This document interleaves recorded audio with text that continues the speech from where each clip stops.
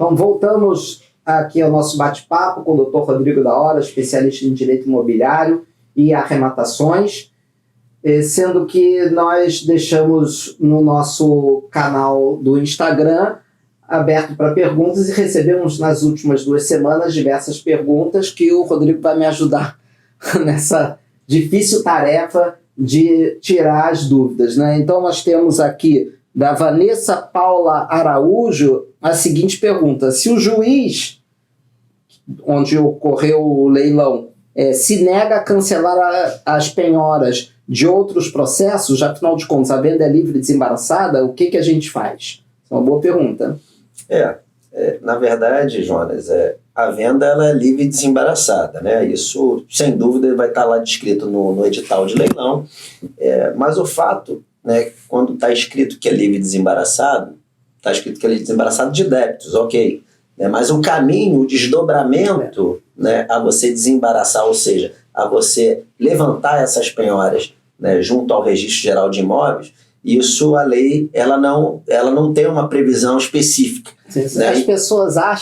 As pessoas ligam lá para o escritório e imaginam que basta apertar um botão e tudo vai desaparecer. É claro que as coisas vão acontecer, mas tem que ser provocadas. Tem um procedimento legal para isso. Né? Então, com exceção dos leilões, né, das varas empresariais, que são aqueles leilões oriundos de massa falida, né, onde há uma previsão legal nesse sentido, porque por ser juízo falimentar, ele é o que a gente chama de juízo universal, então ele tem prerrogativa e tem competência para levantar todos os gravames, né, de forma simultânea, e isso não se equipara a uma execução individual, né, uma execução condominial, uma execução oriunda de despejo, ou seja, nesses casos, se temos penhoras, por exemplo, de outros juízos, penhoras trabalhistas, ou uma penhora federal, né, de vara federal. Ou até mesmo de outras varas cíveis ou de outras varas daquele processo. O caminho a ser seguido é você, primeiramente, o leiloeiro já comunicou anteriormente a esses juízos sobre o leilão judicial. Pelo artigo 889, o leiloeiro ele tem que comunicar, né, a esses credores que têm penhora registrada na matrícula do imóvel. E esses credores já estão cientes. Então, o caminho desse credor é se habilitar ali no processo onde ocorreu o leilão para que o juízo ali ele faça um concurso de credores. Né? Exatamente. E o caminho, na verdade, o desdobramento do pós-leilão é exatamente nesse caminho. Né? O juiz que não autoriza, né? Eu já tive casos que o próprio juiz mandou baixar. E outros casos que o juiz diz que, olha, que eu tenho legitimidade para baixar a minha própria penhora, mas eu não tenho competência para invadir a seara do outro magistrado, de outro processo. Exatamente. Você tem que pedir isso lá, ou seja, se o leiloeiro teve o devido cuidado de fazer as intimações, e eu não vou baixar, mas eu posso até oficiar informando, e mais abaixo, efetivamente, você vai ter que providenciar o pedido naquele juízo para que ele mesmo expressa o ofício de baixa. É um procedimento comum, logo após a homologação da arrematação, o arrematante ele já deve comunicar àquele juízo, né, onde tem uma penhora registrada na matrícula do imóvel, que ocorreu a arrematação, que ele já promoveu o depósito do preço e ele já pede ali o levantamento da penhora. Com certeza. Na verdade, é muito da agilidade do advogado, né, que vai conduzir essa situação, porque tem advogados, né, eu já vi casos, que eles só começam a pedir efetivamente o levantamento da penhora depois da expedição da carta.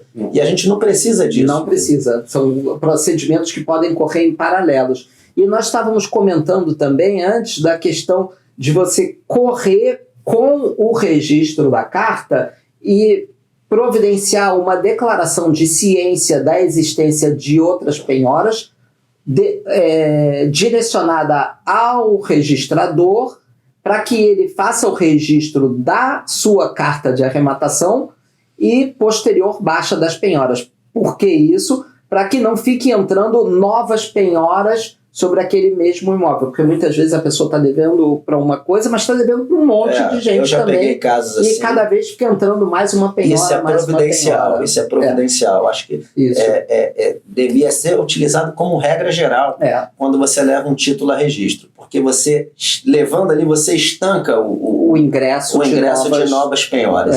Com certeza. Ou seja, de um jeito ou de outro, as penhoras serão baixadas, ou por determinação do próprio juiz, do juízo que promoveu o leilão, ou por iniciativa do advogado do arrematante, que vai solicitar o ofício de baixa em cada um dos juízes.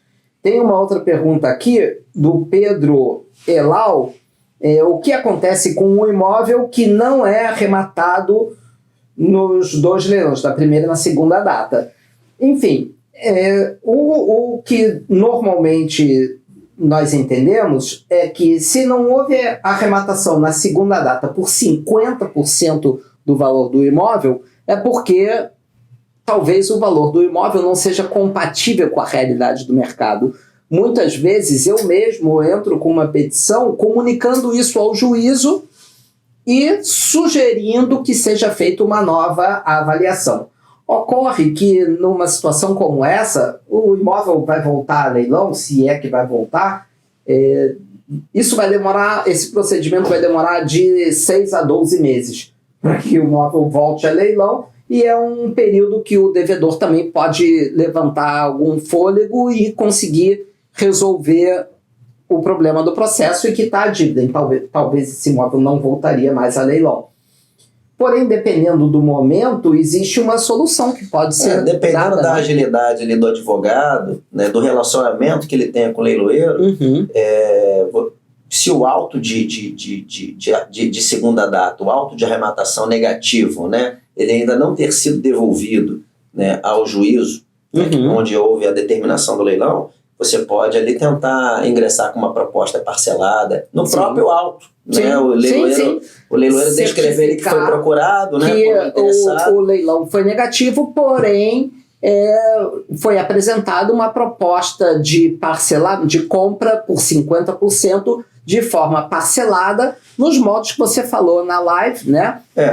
Com 25% de sinal, e você tem aí a chance de parcelar o saldo do preço em 30 vezes sem juros, né? Só com obviamente você vai indicar a correção monetária, mas comprar imóveis sem juros, realmente só nessa modalidade do leilão judicial. E se o arrematante, ou não arrematante, o interessado na compra daquele imóvel que teve a segunda praça negativa, perdeu esse timing, ou seja, o leiloeiro já apresentou o auto negativo, e perdeu esse timing. Será que ele ainda teria uma segunda chance? Como seria isso? Né?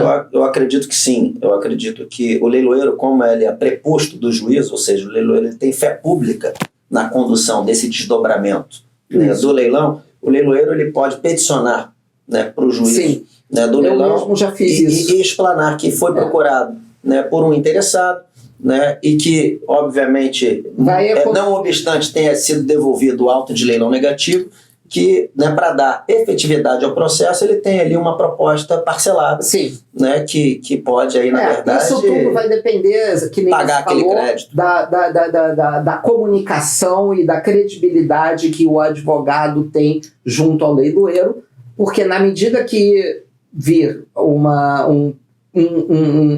solicitação com credibilidade, real, porque, na verdade, o leiloeiro, para remarcar o leilão, ele tem que mobilizar toda a infraestrutura do judiciário, ou seja, o leiloeiro teria que fazer uma petição demonstrando, informando do potencial ainda de ter uma arrematação naquele processo, no momento que ele se encontra, e ele estaria marcando novas datas com 30, 60 dias mais adiante, ou seja, teria que ter a petição do leiloeiro, teria que envolver o serventuário, juntar a petição, abrir conclusão, ir para a conclusão, o juiz despachar, publicar o despacho. Ou seja, você, para ter um leilão, você, na verdade, tem um monte de pecinhas de um mesmo quebra-cabeça e mobiliza todo o poder judiciário para isso. Ou seja, o leiloeiro jamais tomaria essa iniciativa se alguém ligasse lá para o escritório, do nada, e falasse, eu queria comprar esse imóvel. Você pode fazer o leilão?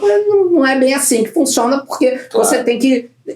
você vai utilizar a sua credibilidade conquistada ao longo de mais de 20 anos junto aos magistrados e vai relatar que existe um interessado, ou seja, esse interessado tem que estar interessado mesmo e comprometido mesmo. Tem que estar ciente, né, do desdobramento, tem que estar...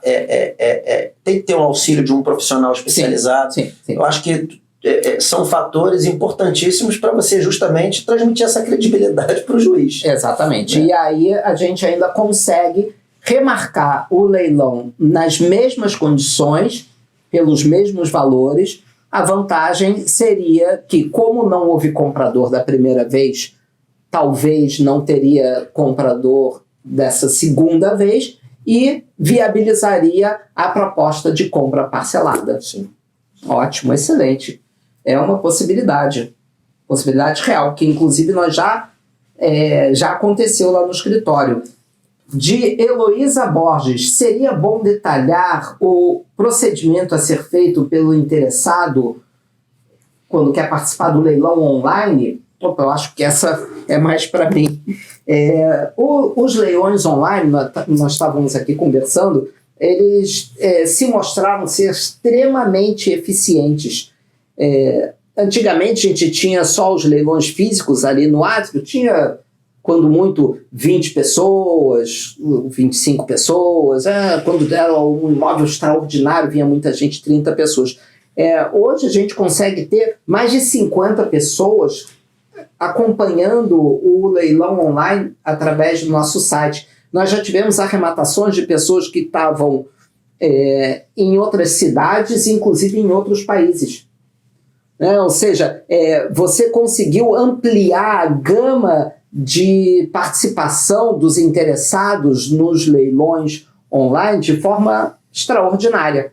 Isso acarreta uma maior disputa e um melhor resultado para as partes, para o juízo, mata a possibilidade de qualquer tipo de impugnação de alegação de preço vil. Enfim, o leilão online é um sucesso, é definitivo, veio para ficar e é a melhor ferramenta de todas. Para você participar do leilão online, você precisa, primeiro, se cadastrar no site do leiloeiro apresentando a sua documentação, identidade, CPF, comprovante de residência, preencher lá um formulário e você efetivamente tem lá o cadastro. É claro que nós fazemos um pequeno filtro para ver se a documentação está toda correta, se o e-mail é daquela pessoa, o telefone, fazemos as confirmações para, depois do cadastro, a gente habilita a pessoa a efetivamente poder dar o lance. Ou seja, o fato de você estar cadastrado, receber o login, a senha, não quer dizer que você já pode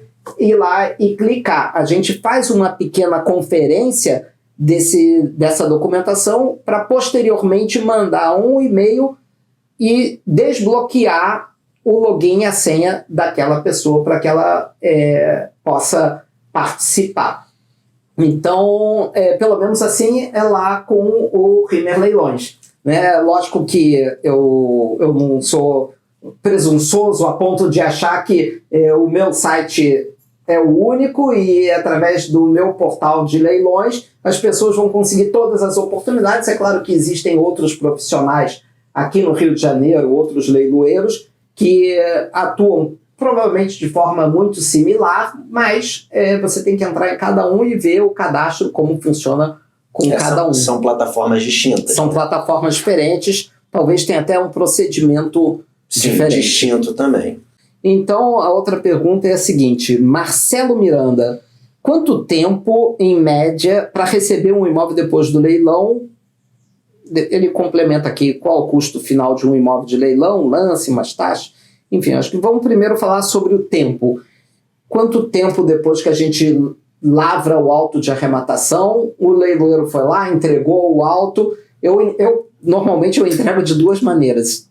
Ouço, assim, chamam a minha atenção de tudo quanto é jeito, mas faço questão de proceder de duas maneiras. Eu entrego o auto de arrematação através de petição no processo, eu mesmo peticionando, só que o que acontece é que os magistrados não vão assinar. Então eu faço questão de entregar o documento físico no balcão, pego um recibo do serventuário, a moda antiga, para que eles colham a assinatura do juiz, e se for um juiz que já está mais familiarizado com a questão das assinaturas digitais, ou então não quer saber de papel, ele pode simplesmente, por despacho, homologo a arrematação de acordo com o auto. Eu acho excelente, porque eu já tive casos que o leiloeiro ele só devolveu o auto de arrematação de forma eletrônica e o juiz não assinava, né, eletronicamente. Então Exatamente. Isso causou uma demora na assinatura do auto. E a gente faz questão de ficar indo em cima, se só o ato só é considerado perfeito e acabado e irretratável com a assinatura do leiloeiro arrematante do juiz, ou seja, a gente fica ali em cima cobrando para que seja colhida a assinatura do juiz, ainda que esteja nesse momento aí difícil de todo mundo estar trabalhando de home office, enfim. Mas aí depois que encerrou o trabalho do leiloeiro, a bola passou para o advogado. Ou seja, quanto tempo o pessoal leva em média para receber o imóvel arrematado? Olha, essa é a pergunta que a gente chama de $1 milhão, né? Porque isso vai depender de vários fatores do processo, né? Lá no escritório, por exemplo, eu faço primeiro, antes de decidir participar de um leilão, eu faço um estudo de viabilidade daquele processo, para entender como é o trabalho do juiz, como é o trabalho daquele cartório, se aquele processo está tramitando de forma rápida, né? Se aquele devedor ele está protelando, ou seja, ele está recorrendo de todas as decisões, ou se ele já jogou a toalha, já está mais passivo dentro, né, da execução. Tudo isso vai influenciar. Obviamente a gente trabalha com estimativas, claro, né? Então quando dentro da estimativa, ou seja, dentro de um histórico que eu tenho lá dentro do escritório, quando não há impugnação após a arrematação, muito provavelmente ele vai ser emitido na posse entre 60 a 90 dias, tá? E receber, obviamente, a carta de arrematação. Agora, quando há uma impugnação, há uma resistência ainda, mesmo que uma resistência, né, protelatória por conta daquele devedor, esse prazo pode chegar aí em 180 dias, né, ultrapassar um pouquinho, mas em regra geral 180 dias. Em média de 60 a 180 dias, ou seja, de 2 a 6 meses, né? Mais ou menos. Excelente. Isso. Ele está perguntando aqui também em relação às custas final de um imóvel no leilão, ou seja, da minha parte, né? Ou seja, o arrematante vai pagar o valor da arrematação, acrescido de 5% de comissão, e custas de cartório, que eu acho que é R$350, né? Alguma coisa assim. As custas de cartório, elas variam de 350 a 650 reais. É o limite máximo, né? E ele vai ter ainda de despesas o ITBI que vai incidir sobre o valor da arrematação, então, não o valor arbitrado pela prefeitura. Isso já é uma economia, um ganho assim, extraordinário. Com certeza. O fato da arrematação não ter a emissão, né, a necessidade de uma escritura pública, ele também, só nesse detalhe, ele já tem outro ganho. Claro, né, porque o título que é levado a registro é a carta de arrematação, ou seja, as pessoas me perguntam, quem vai assinar a escritura? Na verdade, no leilão judicial, a pessoa está comprando do poder judiciário. Quem está assinando a sua escritura é o próprio juiz, é o juiz que vai assinar a sua escritura e, na verdade, ela não se chama escritura, ela se chama carta de arrematação. Então, se fosse feito através de uma escritura, teria o custo da escritura, que é altíssimo, porque hoje é proporcional ao valor do imóvel e não ao ato do... Isso, e não ao ato do notarial, o ato notarial. O ato notarial, e representa um custo muito alto. Sim, né? sim. E, basicamente, hoje em dia, o custo que esse arrematante ele vai ter é simples, ele vai ter 3% de ITBI, ele vai ter a comissão do leiloeiro, um custo de expedição de carta e emissão na posse que pode chegar a R$650, mas isso é ínfimo comparado, né, a um valor de uma arrematação. Sim, claro. Né, e o custo do registro do imóvel, que também vai incidir sobre o valor da arrematação. Então ele só tem benefícios, na verdade. Então a gente sempre coloca uma média para esse arrematante, que o custo dele médio vai ser de 10%. Né? E aí, obviamente, ele negocia com um advogado, os honorários do advogado, que vai ser responsável aí pelo desdobramento da arrematação. Mas um custo médio, sem contar aí com um profissional que vai auxiliá-lo, é de 10%. Ótimo. Tem aqui o Carlos. Ele fez a seguinte pergunta: antes de arrematar um imóvel, consigo ver as dívidas? Essa é uma ótima pergunta e vamos lá. Como sempre, Rimmer Leilões, puxando a sardinha para o nosso lado, porque a gente investe uma fortuna numa equipe altamente qualificada, que são advogadas sênior, júnior e estagiárias que sabem mais de processo civil que os próprios professores, porque elas sabem na prática, né? No dia a dia, todo dia elas estão pegando o processo. E isso porque, para garantir que os processos são minuciosamente analisados e os editais elaborados com todo o cuidado para não deixar qualquer tipo de brecha. Nos nossos editais, você pode ficar tranquilo que todas as dívidas que incidem sobre o imóvel estão discriminadas ali no nosso edital.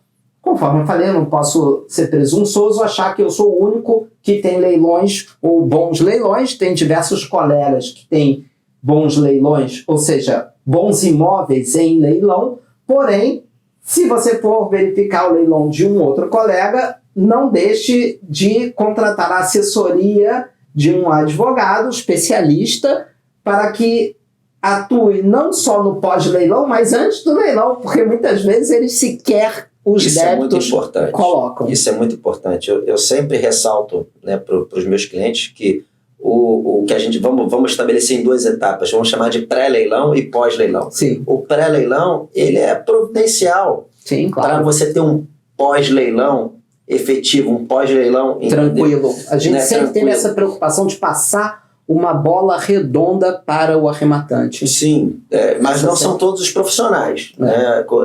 Tem casos, tem profissionais, eu acho que como em qualquer profissão, né? A gente tem profissionais excelentes como você, mas também tem profissionais que acabam deixando, né, alguma lacuna ali no edital, que a gente tem que olhar minuciosamente o processo para entender se essas dívidas, né, vão recair sobre o arrematante, né, porque a informação dos débitos de PTU e condomínio, elas são cruciais, né, de estarem ali expressas no edital para o arrematante ter tranquilidade de arrematar aquele imóvel. Excelente. Muito bom. Tem mais perguntas aqui. Igor Rangel: como verifica os riscos do leilão e saber que ele atende todos os requisitos processuais? Bom, a resposta é a mesma da anterior. Se você está analisando um leilão no site Rimmer Leilões, você pode ficar tranquilo, porque com certeza o leilão judicial é o cumprimento de uma decisão do juiz. Ou seja, o leiloeiro ele não toma a iniciativa, eu acho que eu vou leiloar aquele imóvel. Claro que não. É uma determinação judicial e ele deve ter uma infraestrutura com advogados que vão analisar caso a caso e, assim, aprovado o leilão, elaborar o edital com todas as minúcias e todos os detalhes. Agora, se for com outro colega, é sempre bom você ter uma assessoria jurídica e uma análise do pré-leilão. Porque o leiloeiro ele tem um papel importante, né, nessa parte do pré-leilão. Por exemplo, o papel do leiloeiro não é só publicar o edital e anexar ali as dívidas atualizadas do imóvel. Não. Ele tem uma série de prerrogativas. Uma verdadeira correição do processo. Ele tem que publicar aquele edital em jornal de grande circulação. Hoje em dia o jornal acabou, mas num veículo de grande comunicação. Né, ele tem seu próprio site. No seu próprio site. Ele tem a obrigação de intimar, né, algum credor que tem alguma garantia real sobre o imóvel, ou aqueles credores que têm penhoras, né, anteriormente registradas, gravadas na matrícula. Ou seja, tudo isso são fatores que a gente tem que analisar para, no desdobramento de uma arrematação, a gente não ter problemas. Né? Então, eu acho que o pré-leilão é exatamente isso, a gente conseguir enxergar que o trabalho do leiloeiro foi um trabalho bem realizado. Excelente. Tem uma aqui que é muito boa. Aqui, Juliana Guerra por que não faz diferença quem está ocupando o imóvel? Isso é boa, tem a ver com a emissão na posse. Muitas vezes, nas nossas transmissões dos leilões, eu falo que se o leilão está ocupado ou desocupado, mas quando ele está ou ocupado ou desocupado, eu também informo que não faz a menor diferença para o arrematante se ele está ocupado ou desocupado, ou quem quer que esteja ocupando o imóvel, porque o mandado de emissão, o cumprimento do mandado de emissão na posse deve ocorrer nas duas situações, ocupado ou desocupado. Porque desocupado, você não pode chegar lá, arrombar a porta e tomar posse do imóvel por conta própria. De qualquer maneira, você tem que estar acompanhado do oficial de justiça do juízo, cumprindo o mandado de emissão na posse e certificando se ele está desocupado, livre de coisas e pessoas, e você ali está tomando a posse do imóvel. E se estiver ocupado, ele vai ser desocupado, utilizando inclusive o uso de força policial, não é verdade? Isso é irrelevante hoje em dia, né? Porque o Código de Processo Civil ele trouxe essa segurança jurídica num desdobramento, né, da arrematação, porque ele determina, né, o legislador ele determina que o juiz, no momento que ele entrega a carta de arrematação para o arrematante, ele expressa simultaneamente um mandado de emissão na posse, né, para cumprimento, ou seja, para entrega daquela posse do imóvel.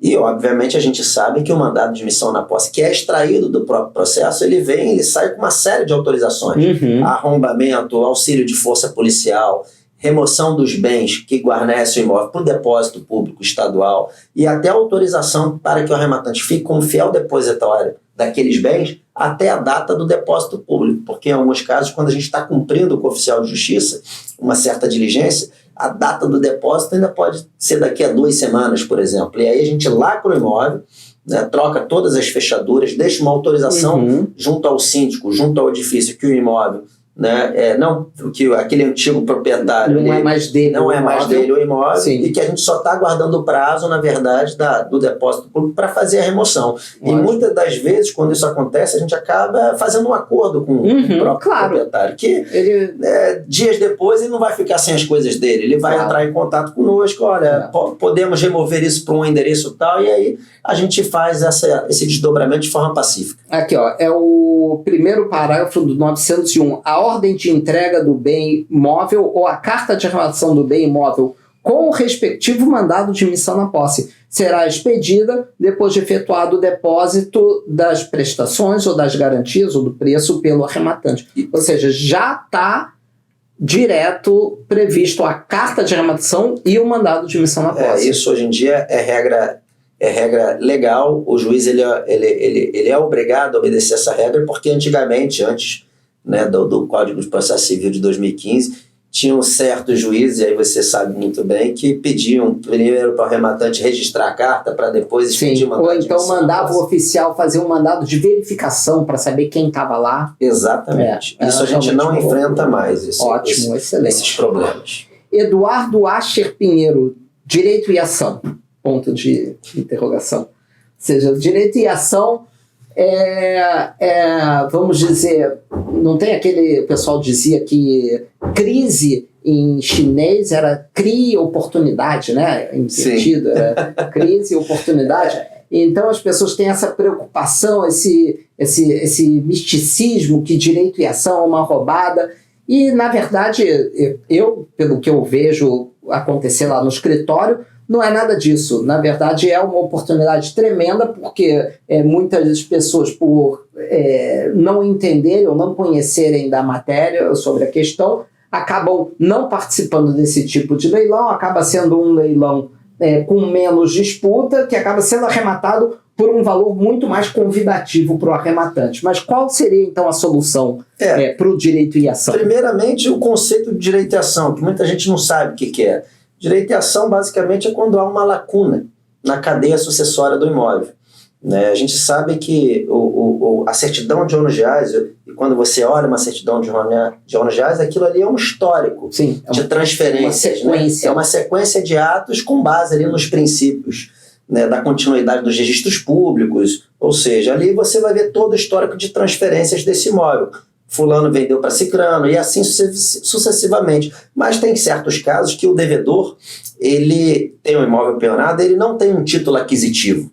né? Às vezes ele só tem uma promessa, né, registrada na matrícula, ou às vezes ele só tem uma promessa, né, que não foi levada a registro, e muitas das vezes a pessoa acha que esse bem não pode ser penhorado nem leiloado. Claro que pode, né? Então o direito de ação, hoje é uma excelente oportunidade justamente por isso, porque as pessoas, por desconhecerem, né, a lei, elas acabam por não participar desse tipo de leilão.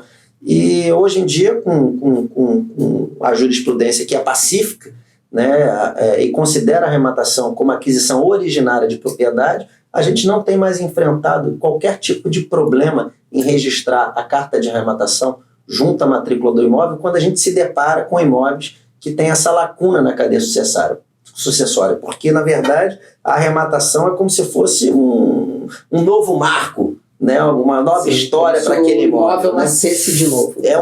O imóvel, a partir do momento que você arremata o imóvel no leilão judicial, esse imóvel está se desvinculando do passado. Sim. Ele está se desvinculando da pessoa do devedor e está se desvinculando da responsabilidade desse proprietário perante os credores. O arrematante não tem que se preocupar com isso. Não há uma sucessão. A gente está falando de expropriação judicial, de transferência forçada. Então isso, obviamente, acarreta num rompimento mesmo, né, obrigacional que esse imóvel ele tinha com esse antigo proprietário. Então, a carta de arrematação, seja da plena propriedade ou do direito de ação, ela vai produzir o mesmo efeito, né, que é, na verdade, proporcionar que o arrematante ele consiga fruir daquele imóvel, gozar, fruir, ou seja, reivindicar e dispor da propriedade do imóvel. Não tem problema nenhum quanto a isso. Então agora, Rodrigo, quem vai fazer uma pergunta sou eu. Ou seja, você como advogado, me diz qual seria o grande diferencial de um escritório de leiloeiro para colaborar para o bom andamento de um processo? Então, primeiro a gente eu sempre digo, né, que o leiloeiro é o grande parceiro, né, do arrematante, né, no desdobramento do pós-leilão, porque o leiloeiro, primeiramente, que ele precisa ter infraestrutura, né, o leiloeiro tem que ter uma equipe voltada, direcionada, né, para um desdobramento mais rápido do processo. E muitas das vezes o leiloeiro, além de uma infraestrutura, ele tem um bom relacionamento, né, com o judiciário, né, propriamente dito. Então, tem vários leiloeiros que me ajudam, né, ter um bom relacionamento com o juiz, e olha, vai lá, fala com fulano, que ele vai te atender, ele vai conseguir ali, né, juntar sua petição com mais celeridade, vai conseguir proporcionar um despacho com mais rapidez. Ou seja, o leiloeiro ele tem que ter uma infraestrutura, ele tem que ter transparência no trabalho dele, né? Ele tem que ter o acesso ao judiciário para apoiar aquele arrematante no desdobramento, né, de uma arrematação. Então eu acho e obviamente ele tem que ter um canal de comunicação, né, muito bem efetivo, né? Então eu acho que você está no caminho certo, né? Você é o espelho disso, porque cada vez mais a gente precisa, né, de profissionais com essas características, né, de transparência, de divulgação, né, de parceria, né, com um profissional que está ali tentando desembaraçar aquele imóvel, para que, né, as pessoas percam esse ranço, né, de que o leilão é um bicho de 7 cabeças, entendeu? Sim, eu entendi perfeitamente. A gente se empenha para isso, de entregar o melhor serviço possível para cada caso. Uma coisa que, assim, chama um pouco a atenção do que a gente vai falar, mas independente do valor da operação, claro, o simples fato de trazer uma solução... O que realiza hoje o Jonas não é o valor da operação ou da comissão que a gente vai receber, e sim o fato de conseguir resolver o problema do processo. Seja lá qual o valor do imóvel, isso não faz a menor diferença. E sim resolver o problema do processo. Porque muita gente acha que o trabalho do leiloeiro acaba ali no leilão. Não. E não acaba, né? Mas tem certos leiloeiros que se comportam dessa maneira. Então, eu acho que quando a gente tem um apoio do profissional, né, que tem essa consciência que o trabalho dele não acaba ali, o trabalho dele acaba efetivamente quando, né? Quando o arrematante ele tem o registro da carta de arrematação, Sim. o mandado de missão na posse, a gente mesmo tem casos em Brasília, que a gente se empenha para conseguir juntos viabilizar uma solução. Então, acho que isso é providencial para a gente conseguir esse resultado, que, na verdade, esse resultado ele é benéfico para todo mundo, para todos os envolvidos, né? Que bom. Fico feliz, então, em saber que a gente está no caminho certo para trazer uma credibilidade cada vez maior para esse instituto que é os leilões judiciais, a compra de imóveis através de leilão judicial, que isso é uma oportunidade incrível. Há 22 anos que eu faço isso e vejo as pessoas tirarem um proveito extraordinário dessa forma de diversificação de investimentos, ou quem compra para uso próprio, para morar, para alugar, para revender, o que quer que seja, mas a compra de um imóvel através de leilão judicial, eu estou convencido que definitivamente é a melhor alternativa. Rodrigo, eu quero agradecer muito a sua presença com a gente, a sua participação. É muito importante as pessoas ouvirem outras pessoas, não só eu que eu fico falando as mesmas coisas, mas tem que ouvir os profissionais da área falando sobre o assunto, e você é fera, super especialista, consegue os melhores resultados para os seus clientes. Então não deixem de acompanhar o nosso site Rimer Leilões, assim como o nosso canal do YouTube, Facebook, Instagram, LinkedIn, assim como a D3 Arrematações, seja no Instagram ou o site. Isso, a gente tem D3 Arrematações RJ, D3 Arrematações SP, que a gente atua em São Paulo também. E o nosso Instagram a gente disponibiliza as ofertas do Jonas e as ofertas também dos outros leiloeiros que tem disponíveis no mercado. Ok. Então, arremate essa ideia. Sucesso a todos.